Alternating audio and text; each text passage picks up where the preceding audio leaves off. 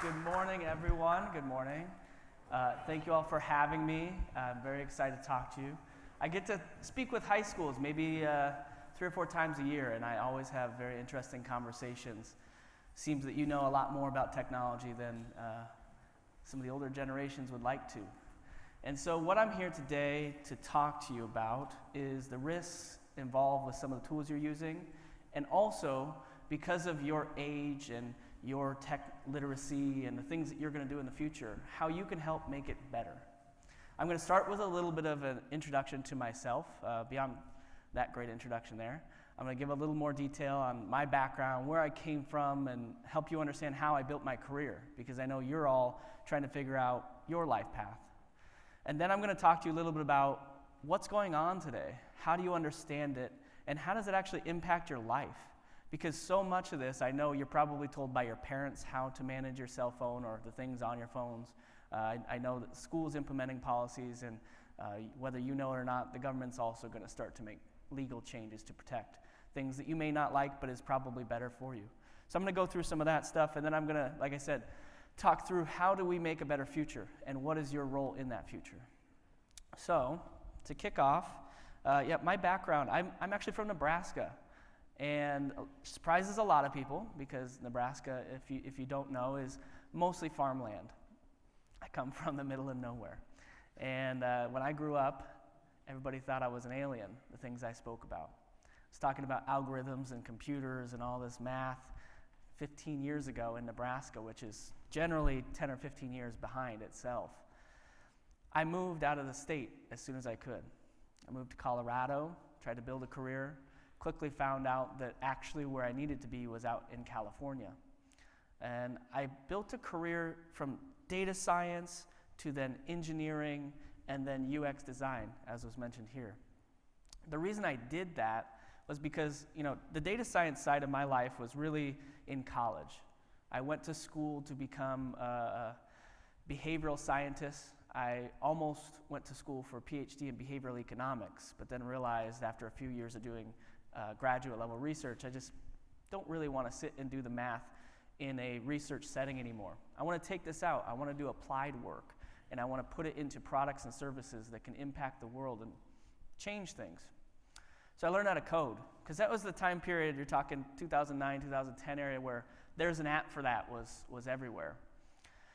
Now, I thought, I'm going to use all this data science, and I'm going to build an app, and I'm going to get data from that app, and I'm going to understand how people use it, and I'm going to help make their lives better that way. And basically, that's how I built my career. Learned how to code mostly by myself, because in Nebraska, wasn't a lot of education about computer science at the time. I actually had to build my own curriculum. I had to go to, there was a couple teachers at the college that actually taught coding. And I learned a little bit from them, and then I picked up a lot of it on my own and just ran with it. About 5 years in, I realized this stuff's going to code itself at some point.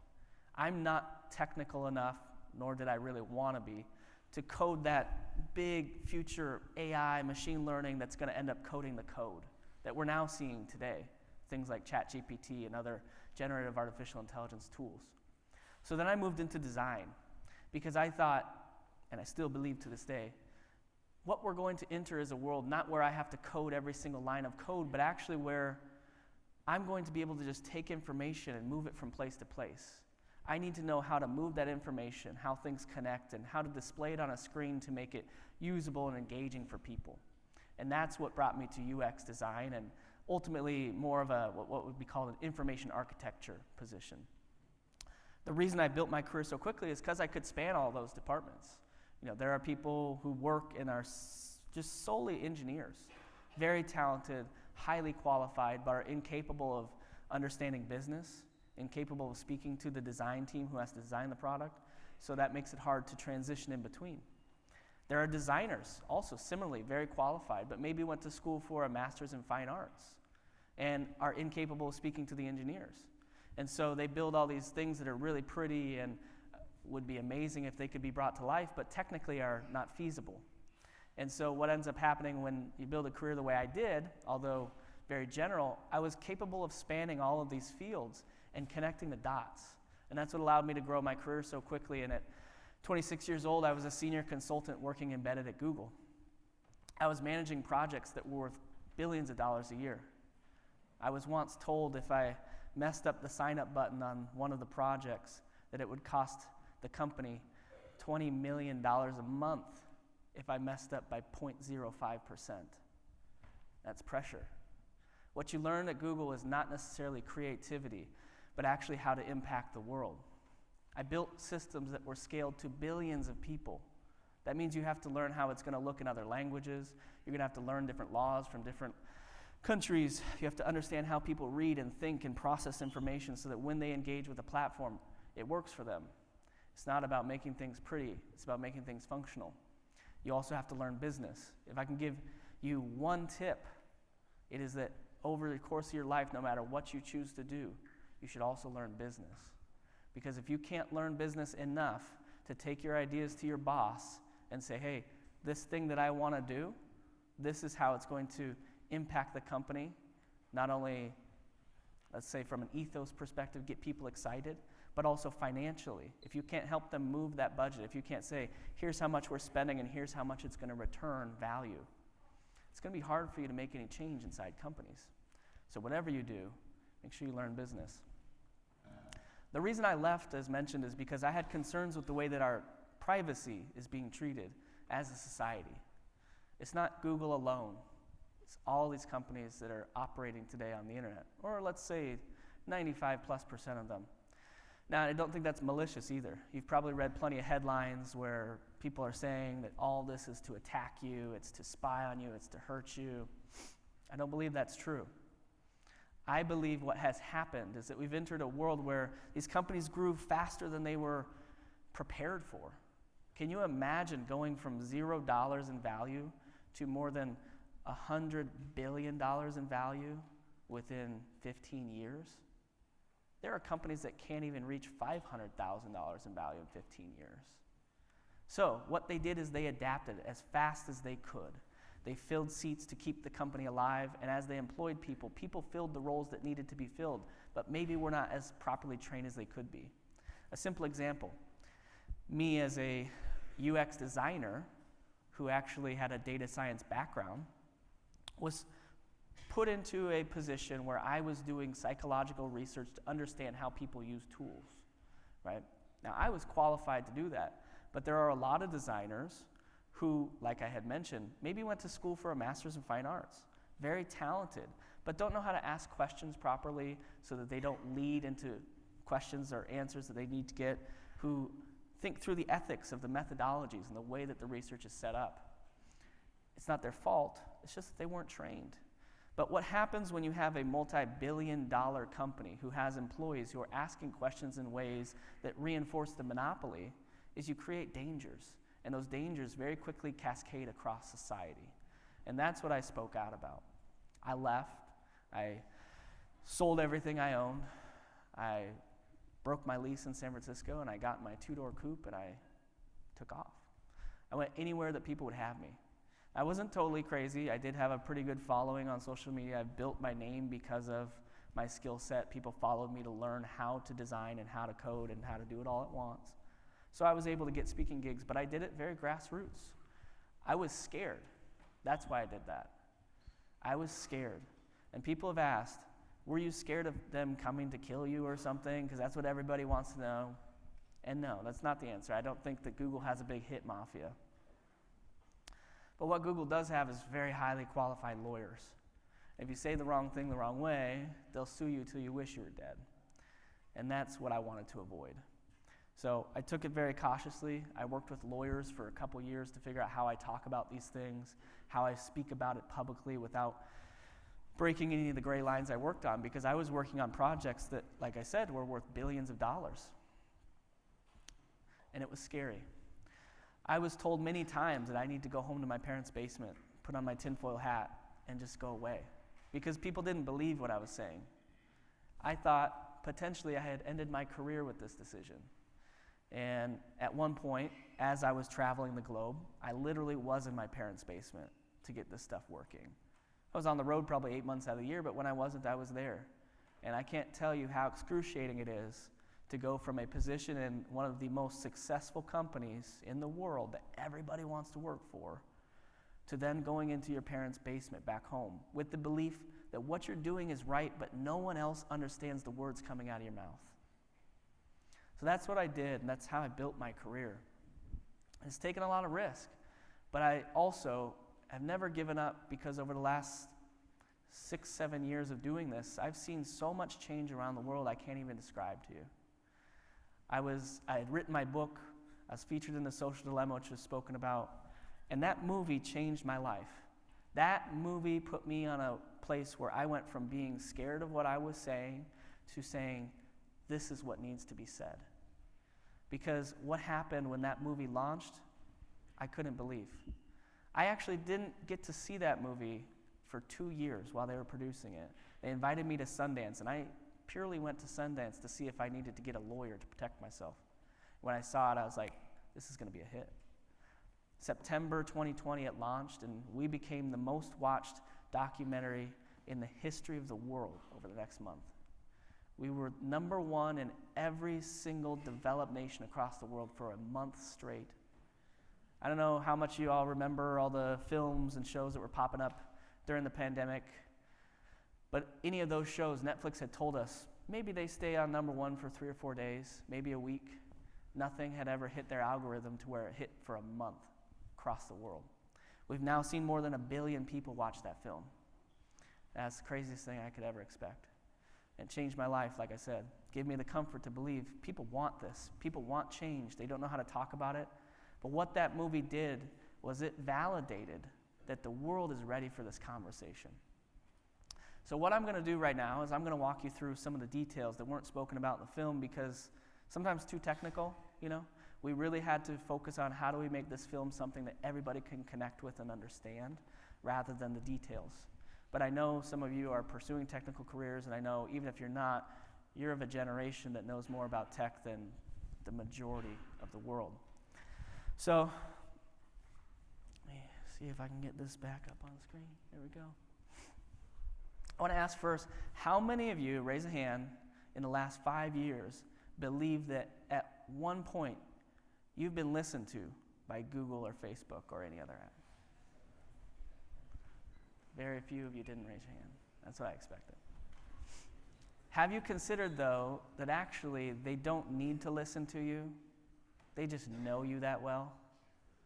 How many of you have girlfriends and you've been together for a little while, right?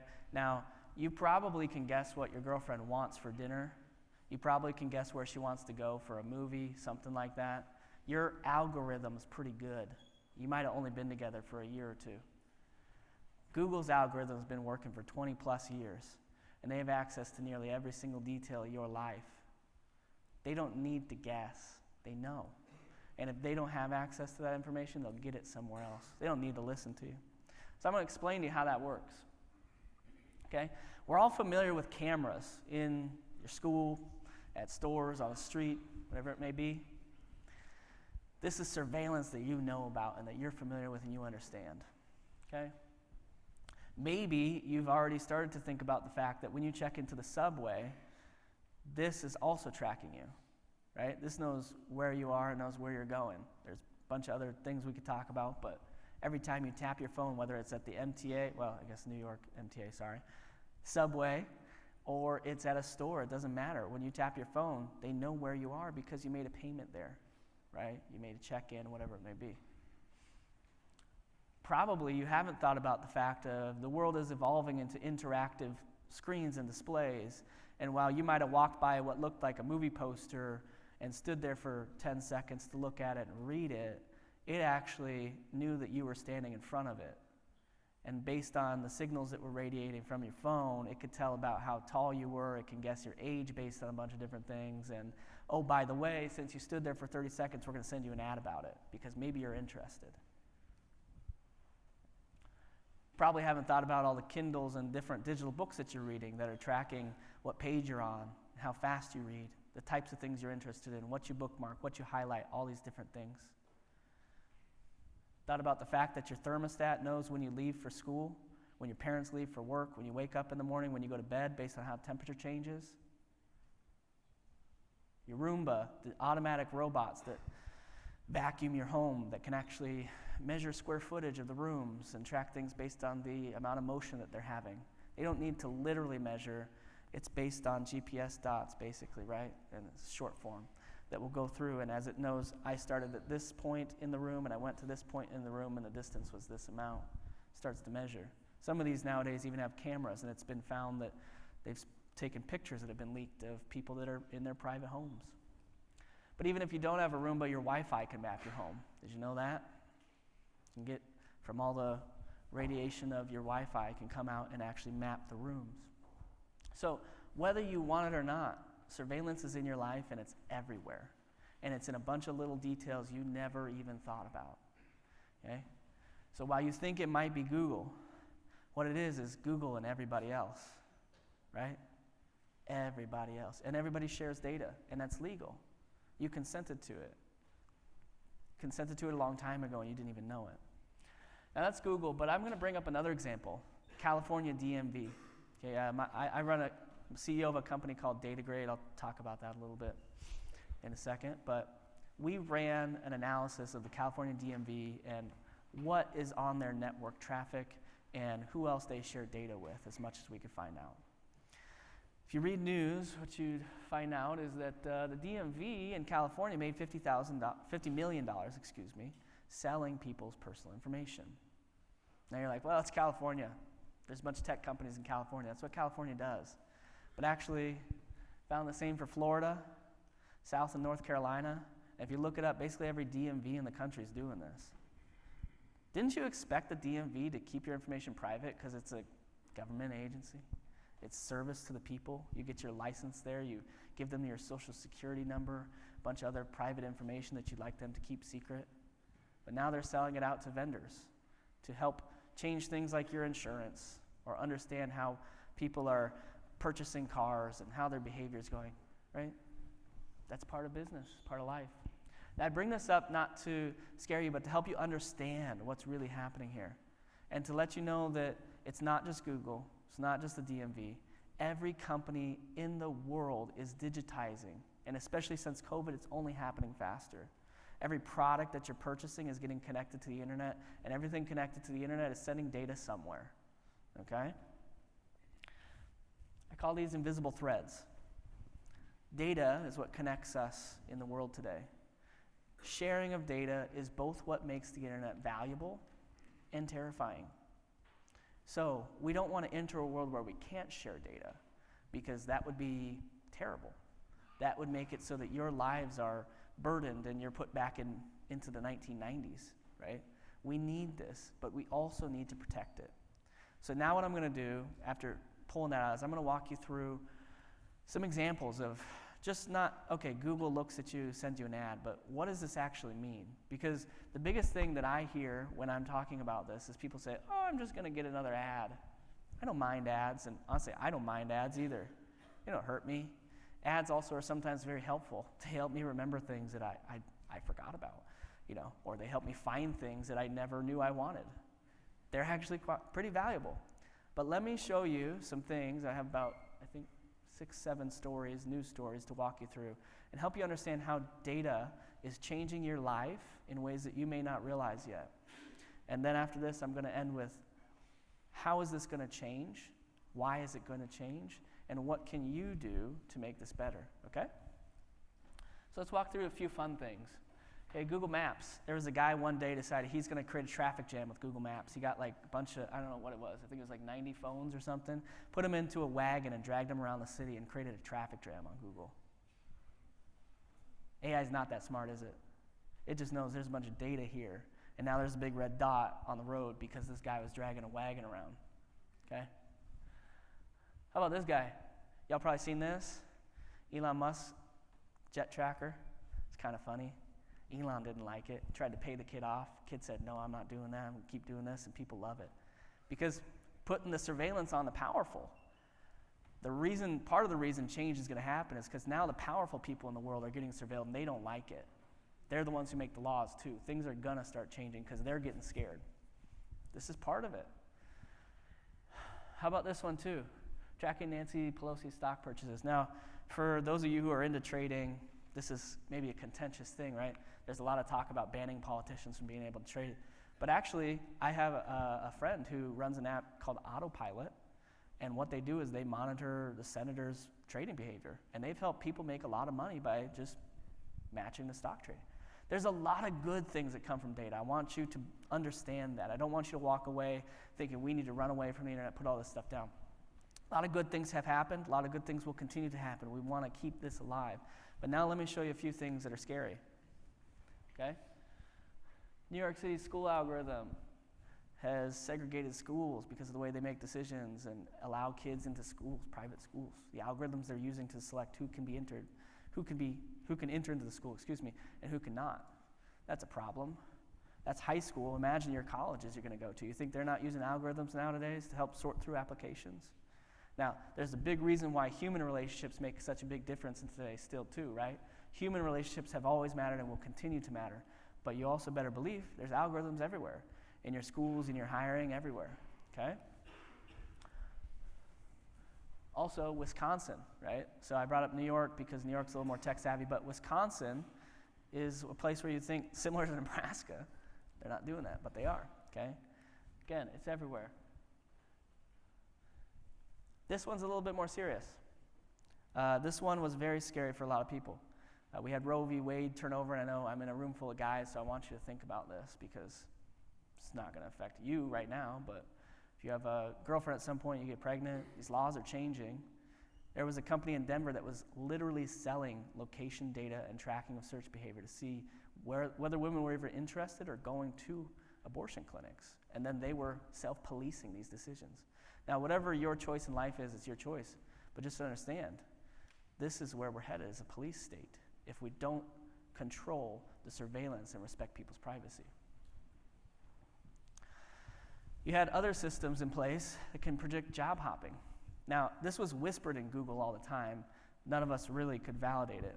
But there was the belief that Google was always monitoring us internally, and that if you wrote emails to the wrong companies or they see headlines in your Gmail that said, let's do an interview kind of thing, they'd actually fire you before you were capable of hopping, put on the pressure for you to stay there or make a decision and get out.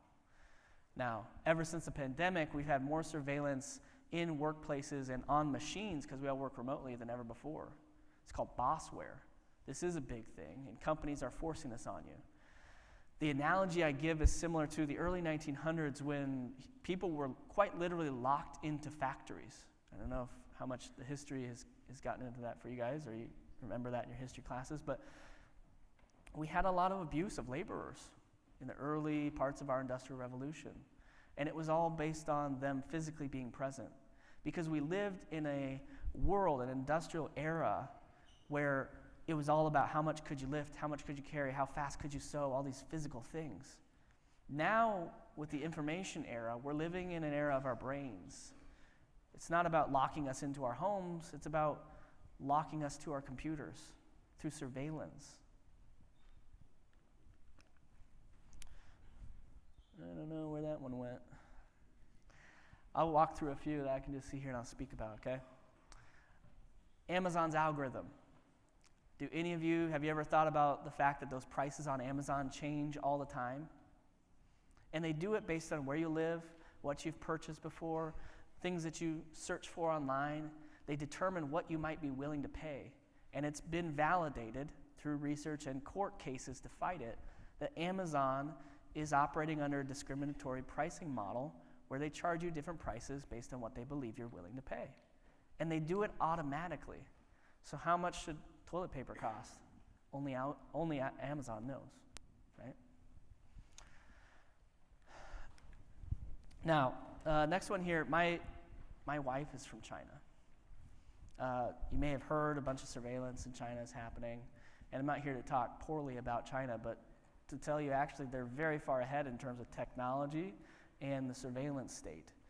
And when she went home in March to go see her family for the first time in 4 years, she saw all those updates. At one point, she had to scan her face to get access to water. You want to live in that world?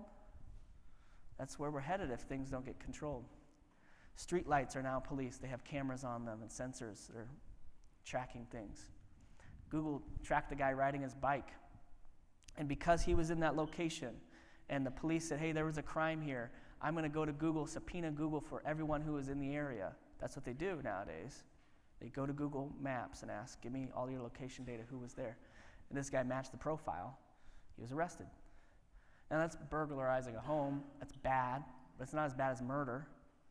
This guy in Arizona got booked for murder. Could have been sentenced to death. We're entering a world where we've gone from the United States I grew up in, which is innocent until proven guilty, to a world where we are now guilty until proven innocent. And that is why I left.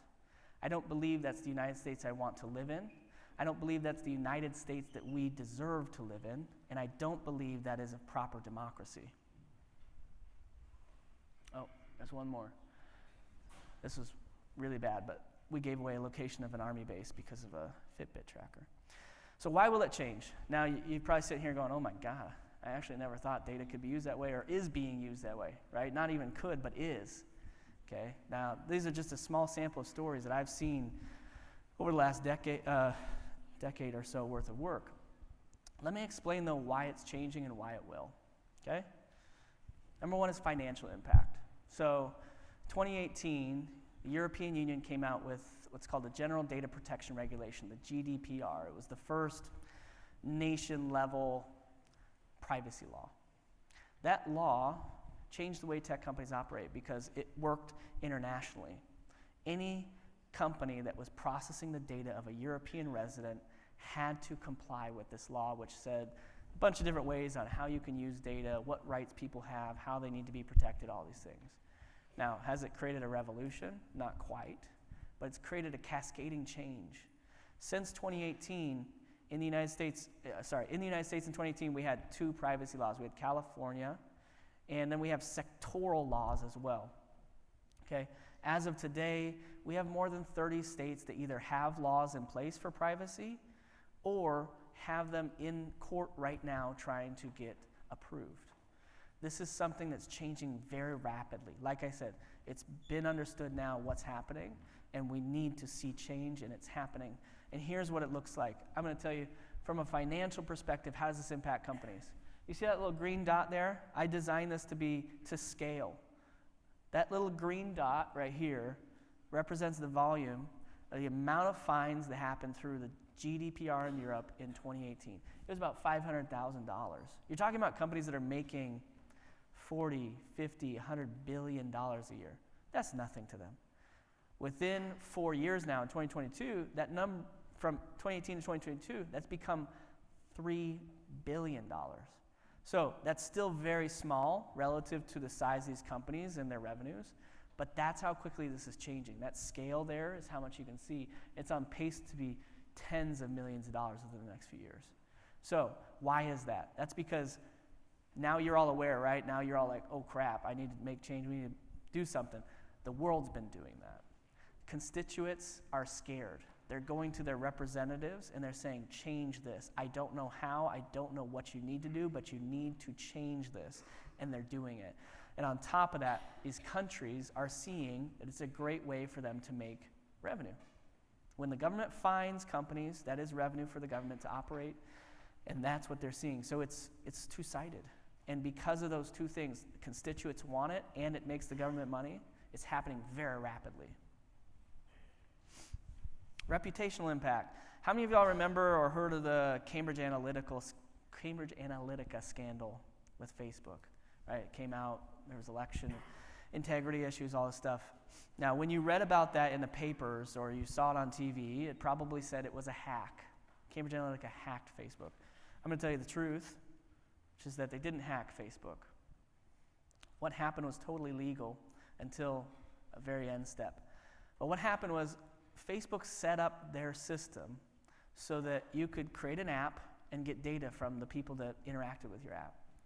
This man, Alexander Kogan, was a researcher at Cambridge University in the UK and set up a psychological quiz to see your personality.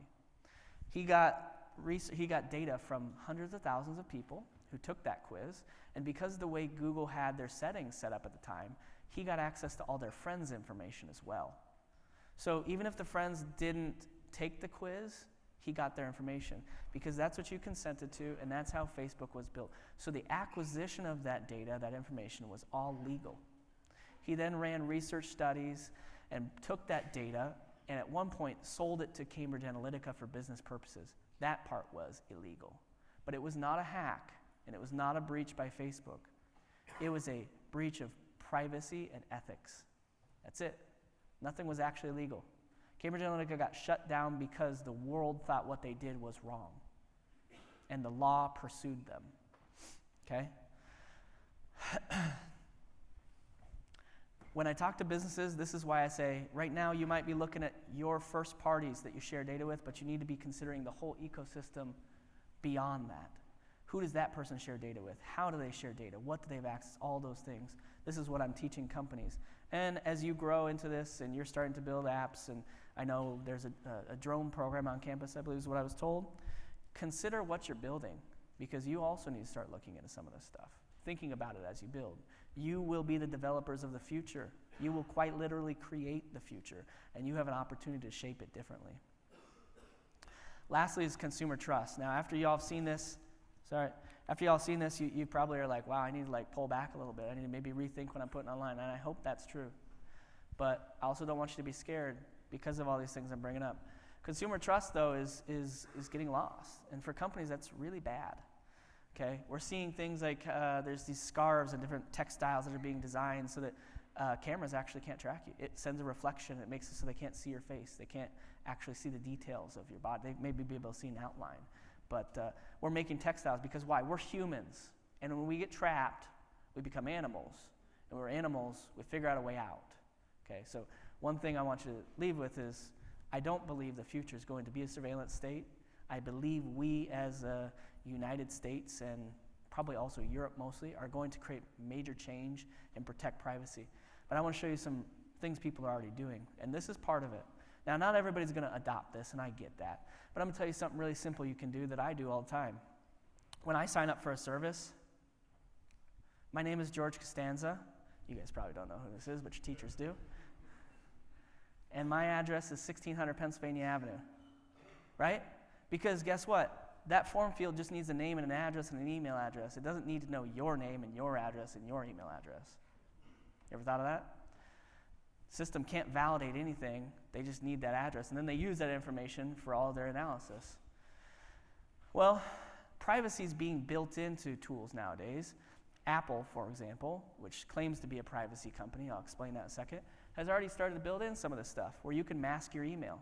They'll allow you to put in a fake email address, but it will still connect back to you, and you'll get the information you want. They just won't know your real email address.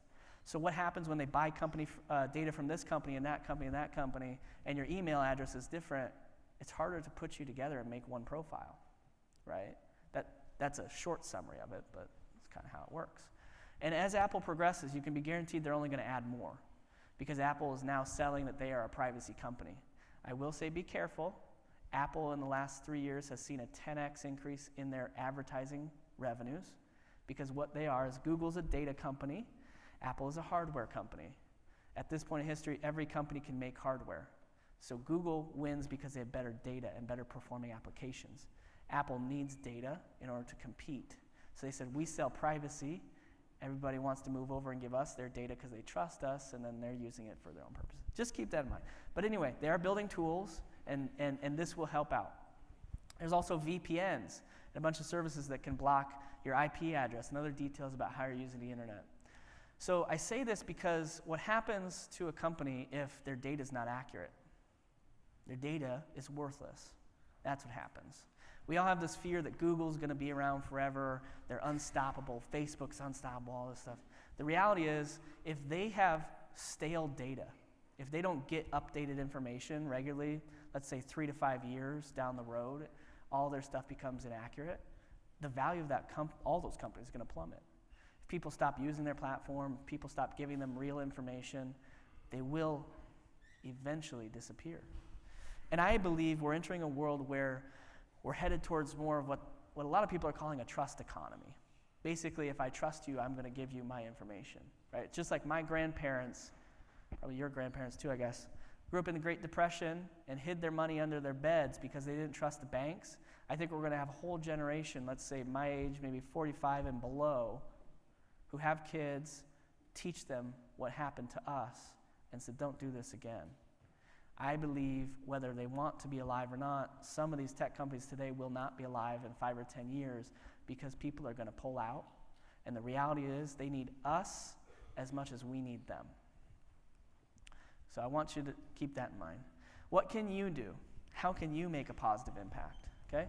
There are things like this. I told you Apple's built it in, but there's also apps out there. This one's called Cloaked. There's a bunch of them that will allow you to create your own unique email, phone number, and other details that you may commonly give to companies. You want to protect your information? Download apps like this that will allow you to mask that. It will help a lot in terms of protecting your privacy. There are simple apps you want to protect the amount of information you're giving away, right? You want to use the phone less. Maybe you don't. Maybe this is really upsetting to you. But I'm going to tell you, if you want to have a phone that's less disruptive to your life, there's apps that are helping you do that. This is called the Minimalist Phone. I actually use this, and what it does is it makes it so that my apps are not all colorful. I don't get 100,000 notifications a day. I just get the things I need, and it makes it simple to use and less distracting. And that's important because what you're doing to these companies, you're paying with your attention. You literally say it, right? When your parents say, stop paying attention to the phone.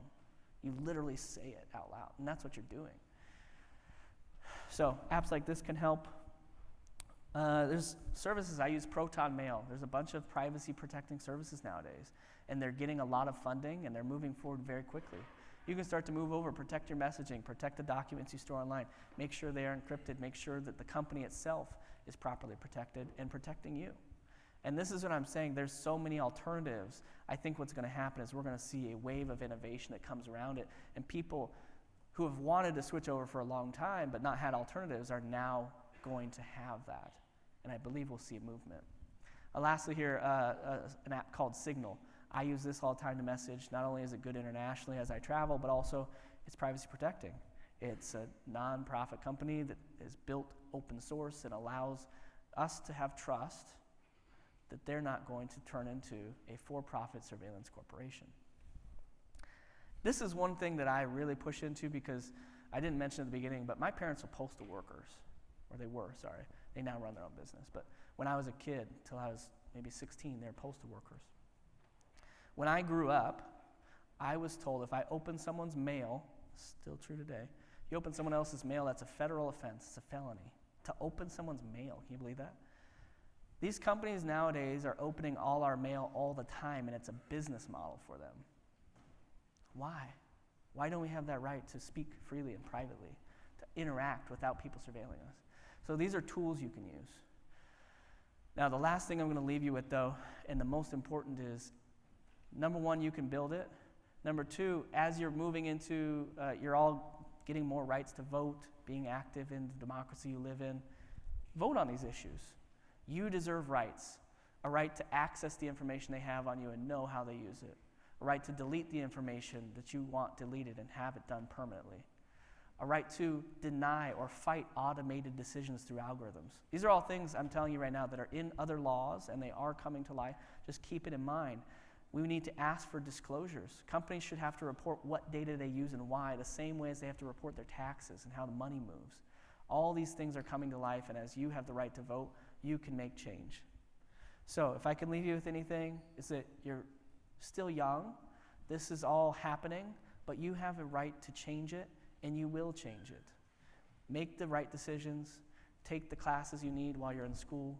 Respect your teacher's decision, because I know they're trying to teach you how to have a little bit better relationship with your phone. And just realize that the future you're going to live in is going to be dramatically different than what we are in today. Thank you.